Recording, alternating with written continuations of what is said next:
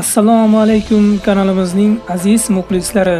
Tungi yer osmonini kuzatgan bo'lsangiz, osmonda to'satdan dumli yulduzlar paydo bo'lib, shiddat bilan harakatlanganiga guvoh bo'lgan bo'lsangiz kerak. Ko'pchilik bu jarayonni yulduz uchishi deb o'ylashadi. Aslida esa yulduzlar uchmaydi. Siz ko'rganingiz esa kometalardir. Ushbu videomizni so'ngiga qadar tomosha qilsangiz, bu haqda bilib olishingiz mumkin.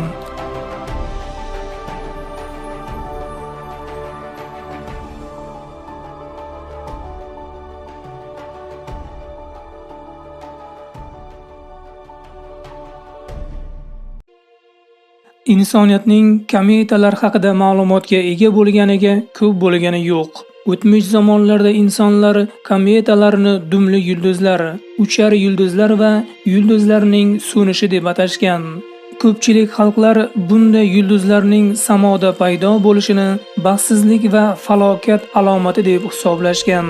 O'tmish zamonlarda ham kometalarni kuzatib, ularni suratlarini chizganlar ham bo'lgan, biroq ularni yulduzlar deb hisoblashgan. Kometalar 16-asrga kelibgina o'rganila boshlandi va ular yulduz emasligi ma'lum bo'la boshladi. Keyinchalik esa kometalar Quyosh atrofida muayyan orbitalar bo'ylab harakatlanuvchi fazo jismi ekanligi ma'lum bo'ldi. Kometalarni Quyosh sistemasidagi eng g'aroyib fazo jismlari deyish mumkin. Sababi ular Quyosh atrofida o'ta cho'zinchoq elliptis orbitalar bo'ylab aylanishadi va harakat trayektoriyalari ko'pincha o'zgarib turadi. Kometalar odatda osmonimizda yumaloq yorqin boshi va unga ergashuvchi dumi bor jism sifatida namoyon bo'ladi. Kometalar sayyoralardan farqli ravishda muzlagan gaz va tog' jinslaridan tashkil topgan. Kometalar yadrosining yuza qismini muz qoplab olgan. Shu sababdan kometalar Quyoshga yaqinlashar ekan, undagi muzliklar erib, gaz va changlar koinotga sochiladi va kometa ortidan dumlarni hosil qiladi. Odatda kometalar Quyoshga 4 astronomik birlikdan yaqin kela boshlaganida, undagi muz va gazlar bug'lanib, samoda ko'rinish bera boshlaydi.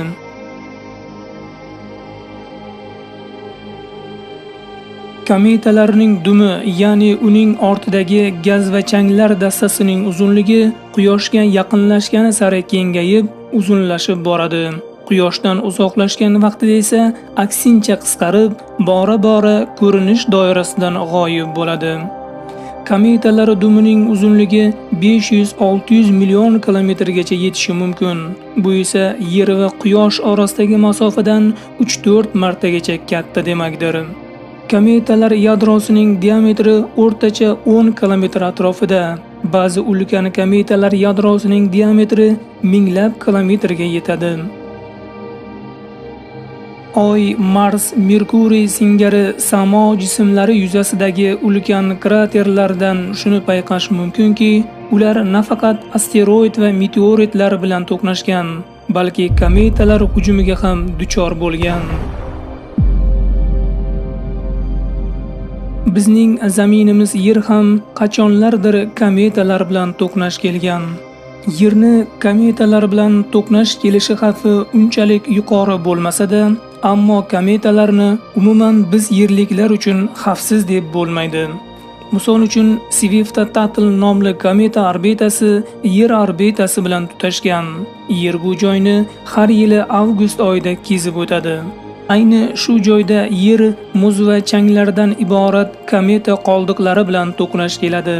Har yili avgust oyida tungi osmonda kometa qoldiqlarini Yer atmosferasida yonib, go'yoki yulduzlar yomg'iri yog'ayotgandek ko'rinishni aks etayotganiga guvoh bo'lasiz. Swift-Tuttle kometasi har 133 yilda Yer orbitasi yaqinidan o'tadi. Olimlarning hisob-kitoblariga ko'ra, bu kometa keyingi marta 2126-yilning 14-avgustida Yer orbitasi yaqinidan o'tadi. Yer esa bu hududni 19-avgust kuni kesib o'tadi.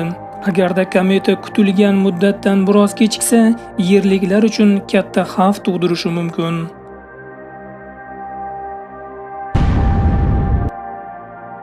Ammo kometalarning qayta kelish muddatini aniq aytish imkonsiz. Zero kometalar har gal Quyoshga yaqin kelarkan, Quyoshning kuchli nuri va Quyosh shamoli ta'sirida kometa bug'lanib, o'z tarkibining ma'lum qismidan mahrum bo'ladi. Kometa og'irligining o'zgarishi esa uning tezligi va harakat trayektoriyasiga ta'sir ko'rsatmasdan qolmaydi. Shuningdek, gigant sayyoralar ham kometalar harakatiga katta ta'sir ko'rsatib, kometalar harakat yo'nalishini o'zgartirib yuboradi. Ba'zi hollarda kometalar gigant sayyoralar gravitatsiyasi ta'sir doirasiga tushib, ularning qa'riga g'arq bo'ladi. Misol uchun 1994-yili astronomlar Shoemaker-Levy kometasining Yupiter sayyorasi yaqinidan o'tayotib, Yupiter gravitatsiyasi ta'sirida bo'laklarga bo'linib, so'ngra sayyora yuzasiga qulab tushganiga guvoh bo'lishgandi. Ba'zida esa Yupiter va Saturn singari gigant sayyoralar kometalarning harakat yo'nalishiga keskin ta'sir ko'rsatib, ularni Quyosh sistemasining olis chegaralari sanalmish aorta buluti tomon ravona qiladi. Kichkinagina impuls ham bu kometalarni yana qayta Quyosh sistemasi markazi tomon qaytarishi mumkin. Kometalarning Quyosh atrofida aylanish davri bir necha yildan million yillargacha davom etadi. Kometalar ichida eng qisqa davriylikka ega kometa Enki Backlund kometasi hisoblanadi. Bu kometa har 3 yilda Quyosh atrofida ko'rinish beradi. Quyoshga 0.3 astronomik birlikgacha yaqinlashib, Quyoshga Merkuriyadan ham yaqin keladi. Ba'zi kometalar Quyosh atrofida aylanish davri ancha uzoq bo'lsa-da, Quyoshga Merkuriyadan ko'ra 2-3 barobargacha yaqinlashadi. Ayrim kometalar esa Quyoshga juda ham yaqin borib, Quyosh yuzasiga qulab tushadi. Olimlar kometalarni hayot tashib yuruvchi samo jismlari ham deyishadi. Chunki kometalar tarkibida hayot uchun kerakli bo'lgan eng muhim materiallar mavjud. Astrofizik olimlarning fikricha, uzoq o'tmishda Yerdagi hayotni ham kometa va asteroidlar olib kelgan bo'lishi mumkin. Misol uchun 2004-yili Vilda kometasidan namuna olgan Stardust fazo apparati va 2014-yili Churyumova-Gerasimenko kometasiga qo'ndirilgan Rosetta zondining Philae moduli tomonidan olingan ma'lumotlarga ko'ra, kometalar tarkibida hayot uchun kerakli bo'lgan eng muhim elementlardan vodorod, kislorod, uglerod, natriy, fosfor va temir, eng asosiysi muz ko'rinishidagi suv borligi aniqlandi. Hozircha 600 dan oshiq qisqa davriylikka ega kometalar kuzatilgan.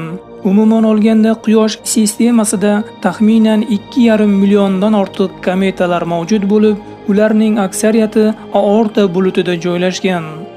Bir yilda o'rtacha 7 tadan 10 tagacha kometa Quyoshga yaqinlashib, kelib ketib turadi. Galley kometasi kometalar ichida eng mashhurlaridan biri sanaladi. Bu kometa har 76 yilda Quyoshga yaqinlashadi. Hale-Bopp nomli kometa yana bir mashhur va yorqin kometalardan biri. Bu kometani katta kometa ham deyishadi.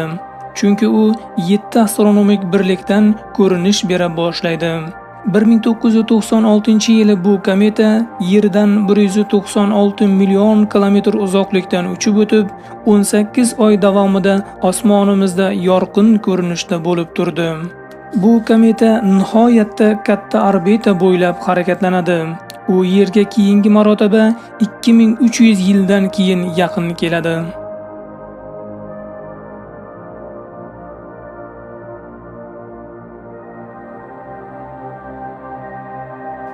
Shuning bilan videomizga ham yakun yasaymiz. Videomiz sizlarga manzur bo'lgan bo'lsa, like bosishni unutmang. Qandaydir fikr, mulohazalaringiz bo'lsa, kommentariyalarda qoldiring. Kanalimizga mehmon bo'lsangiz, kanalga a'zo bo'ling.